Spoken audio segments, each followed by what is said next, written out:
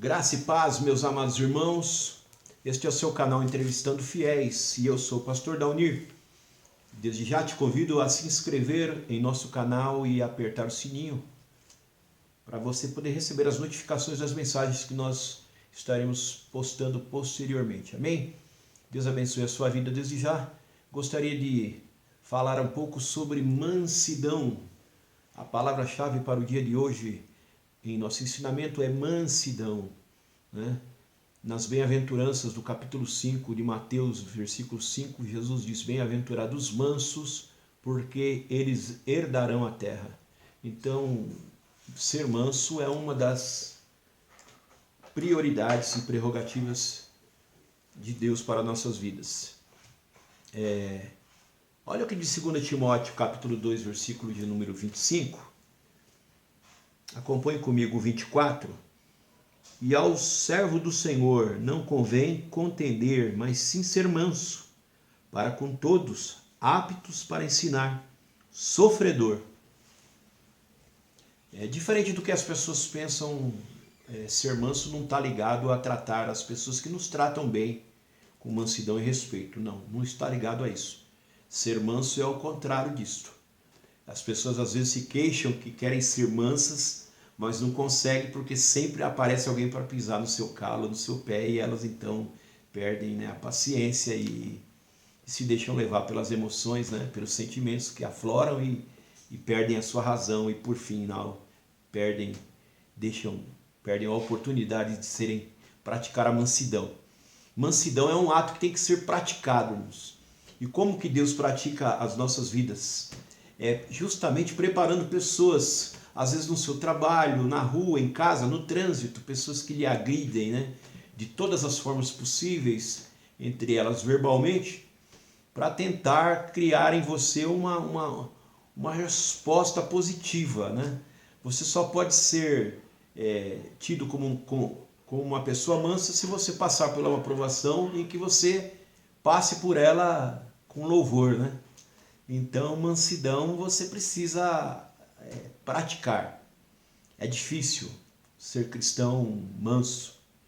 Nós estamos vivendo um período em que nunca se houve tanta separação, desentendimento entre as famílias, porque as famílias passaram a coabitar juntas dentro de casa, coisas que não aconteceu anteriormente, mas devido a esses problemas que nós estamos vivendo, este caos, as famílias estão enclausuradas, aquarteladas dentro de casa, das suas casas, e então está surgindo muito divórcio, muita separação, muito desentendimento, porque as pessoas hoje em dia não conseguem viver em paz umas com as outras, É muito difícil nos dias de hoje, A palavra de Deus tem um versículo que me foge da memória agora, mas diz: paz, paz onde não há paz.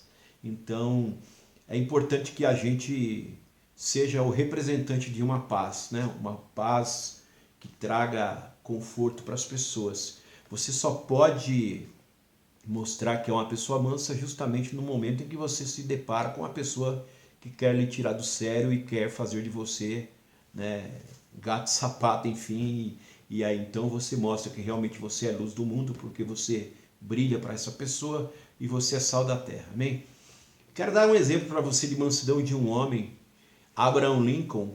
Abraham Lincoln foi presidente dos Estados Unidos entre o período de 1861 a 1865. Abraham Lincoln se elegeu a presidente aos 51 anos de idade. E entre aqueles que disputavam as eleições com Abraham Lincoln, havia um homem por nome Stanton. E esse homem ele era muito agressivo nas suas palavras. E durante toda a campanha ele agrediu verbalmente com diversos nomes de baixo calão Abraham Lincoln. E entre eles, o nome mais singelo que ele usava era macaco, para ofender Abraham Lincoln, que era um devoto à libertação dos escravos. Coisa que ele fez 2 anos depois, no ano de 1863, quando ele, em janeiro de 63, Abraham Lincoln libertou 4 milhões de escravos, acabando de vez com a escravatura nos Estados Unidos. Mas esse homem Stanton, ele desafiou a Abraham Lincoln, provocou Abraham Lincoln de diversas formas, entre elas eu já falei aqui, chamando ele de macaco. E quando Abraham Lincoln então consegue vencê-lo nas eleições e se tornar presidente da República, Abraham Lincoln convida Stanton para ser o seu ministro da Defesa. E ao ser questionado pelos seus revoltosos correligionários, né, o porquê dessa decisão tão arbitrária, né? Você vai nomear uma pessoa que foi seu inimigo, seu adversário na campanha, que te maltratou, que te xingou, que te humilhou. E a resposta de Abraham Lincoln foi a seguinte: a única maneira de vencer um inimigo é fazendo dele um amigo. A única maneira de vencer um inimigo é fazendo dele um amigo. E ainda afirmou que não havia homem mais competente para ocupar aquele cargo que não fosse aquele homem, Stanton. Na morte de Abraham Lincoln em 1865, quando ele foi assassinado, na beira do caixão estava aquele homem, Stanton, discursando aos prantos e lágrimas a perca do seu amigo Lincoln, Abraham Lincoln. Então, isso nos prova como é importante nós nos relacionarmos bem. Faz bem, é salutar para as nossas vidas e para o cristão. Algumas pessoas entendem que pelo fato de serem cristãs, elas deixam de ter amizades e de se relacionar com as pessoas e ficam enclausuradas, né, dentro de si mesmas e deixam de pregar a palavra de Deus, de anunciar o evangelho e deixam de ser luz do mundo, sal da terra, porque você não se manifesta, a sua graça, a graça de Cristo na sua vida não é manifestada, né, porque você se omite de estar junto a essas pessoas, né? Então, você quer ser manso, você tem que praticar a mansidão. Jesus, quando você pede algo para Deus em nome de Jesus, para que Ele te dê, para que você resista às arbitrariedades que algumas pessoas irão fazer contra você, ou as pessoas que irão lhe ofender ou lhe provocar, e primeiro pisão no seu calo, você já fica bravo, nervoso, irritado e não se contém, enfim. E aí você diz, mas eu tento ser manso, mas eu não consigo, porque sempre que eu estou lutando para ser manso, o inimigo levanta alguém para me provocar no trabalho, em casa, na rua, na condução ou no trânsito, para que eu possa perder a paciência, enfim, e não consigo ser manso.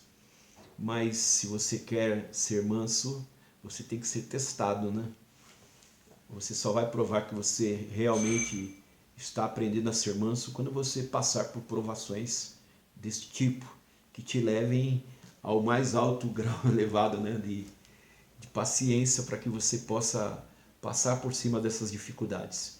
Você tem que ser luz do mundo, irmãos, e como luz você tem que brilhar, você tem que ter paciência com as pessoas, né? Olha o que o versículo diz, que a pessoa não pode ser contenciosa, contender, tem que ser mansa, e ainda ensinar essas pessoas, e ser sofredora. Ou seja, Jesus está dizendo aqui, Deus está dizendo aqui que você tem que sofrer por causa dessas pessoas, para ter paciência para com elas, para que elas possam alcançar. Olha o versículo seguinte, o que diz 25, instruindo com mansidão os que resistem, a ver se porventura Deus lhes dará arrependimento para conhecerem a verdade. Então, você tem que ter paciência e ensinar ainda essas pessoas para que elas possam, né, se Deus assim lhe conceder a graça, elas alcançarem a misericórdia do Senhor.